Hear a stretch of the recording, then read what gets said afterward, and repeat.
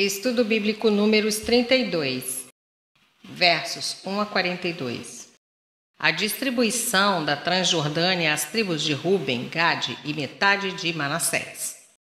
Essas tribos, num egoísmo bem característico, procuraram seus próprios interesses.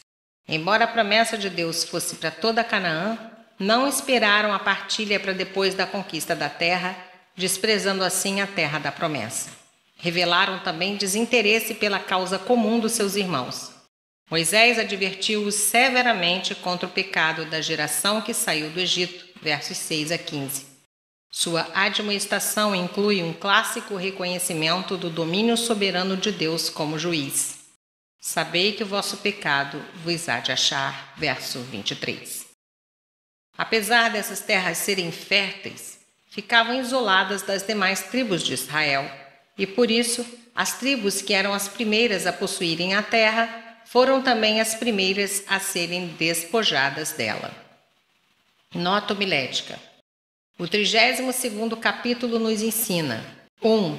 A timidez e o egoísmo provocam escolhas indignas. Essas tribos não estavam dispostas a enfrentar as agruras da conquista ao lado dos seus irmãos e cobiçavam uma terra boa e pacífica. 2. O efeito da indolência é um grande desapontamento para os companheiros, verso 7. 3. A suprema necessidade da união e harmonia. Isso foi vital para enfrentarem a conquista de Canaã, e a falta do apoio daquelas tribos dificultaria e adiaria a vitória final. Quando os fiéis estão em harmonia, a bênção de Deus se faz presente. Salmo 133, 1. 4. O perigo de viver à margem da igreja, na divisa entre ela e o mundo. Tais pessoas não têm segurança espiritual, não são felizes.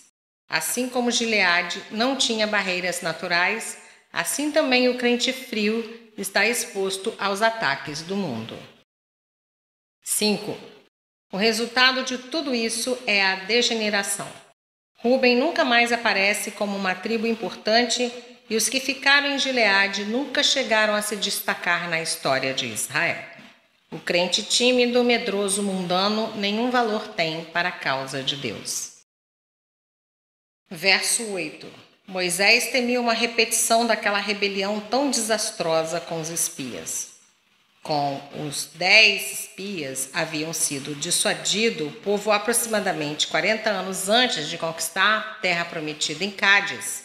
Versos 9 a 13, capítulo 13, 26 a 14, verso 4, a recusa dessas duas tribos poderia levar o povo a cair novamente. Verso 15.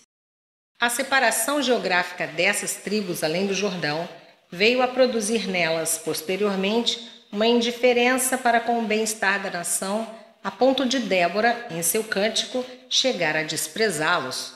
Juízes 5, versos 16 e 17.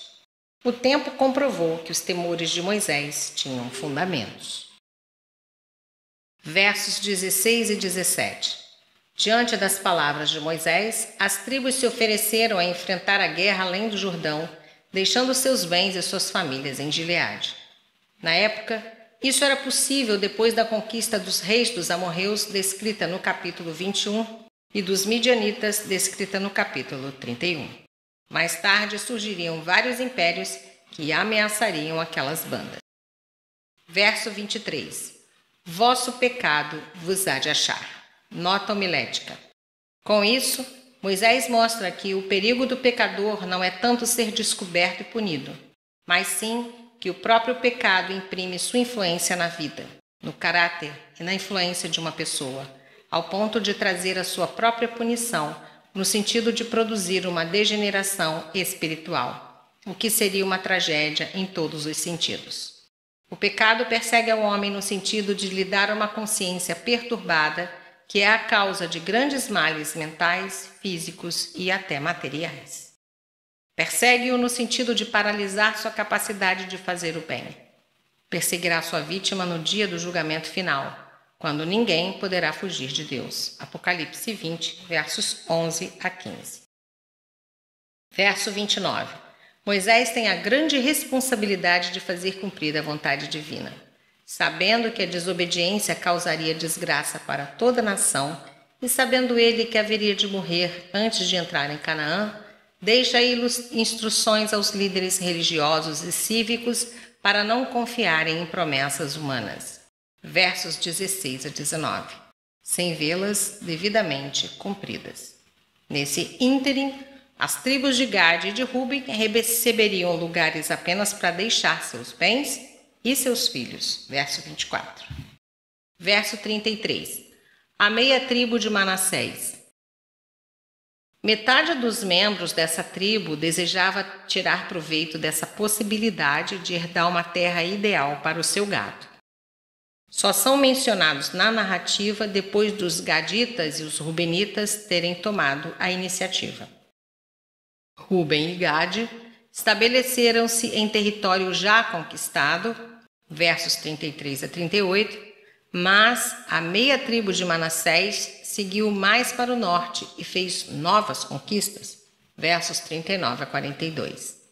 Talvez essa insistência em atravessar o Jordão tenha um significado simbólico. Ninguém pode ser um verdadeiro crente fazendo parte da herança eterna sem morrer para si mesmo e ressuscitar com Cristo, tanto no sentido moral, aqui na terra, como no sentido físico. Colossenses 2, 20, 3, de 1 a 3, Romanos 6, 2 e 3. Verso 34, Dibom. Essa cidade serve para nos mostrar a história geral da Transjordânia inteira. Era uma cidade de Moabe, que caiu nas mãos dos amorreus até a chegada dos israelitas com Moisés. Capítulo 21, versos 21 a 26. Foi edificada como cidade israelita, mas logo caiu na mão dos moabitas. Séculos mais tarde, o rei Onri a conquistou, sendo depois perdida de uma vez para sempre.